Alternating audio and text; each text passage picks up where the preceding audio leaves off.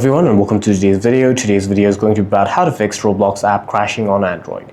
The first and foremost thing that you can do for this is head over to the settings on your device, scroll down to find apps, tap on apps, scroll down to find Roblox, tap on Roblox, scroll down one more time, hit storage and then clear data and clear cache of Roblox and then reopen the app.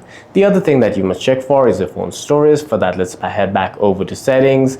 On Samsung, you can hit device care and then tap on storage. You must have at least 2 to 3 GB of free storage space on your device. If not, then you can delete any unwanted videos, images, audio files, documents, or apps. As a last resort, what you can do is completely uninstall Roblox from your device by searching for Roblox in the search bar of your app drawer, hitting uninstall and reinstalling it on your device, which installs the latest updates, after which you can relog into Roblox and probably your Roblox will not crash. For any further questions, please feel free to leave a comment down below.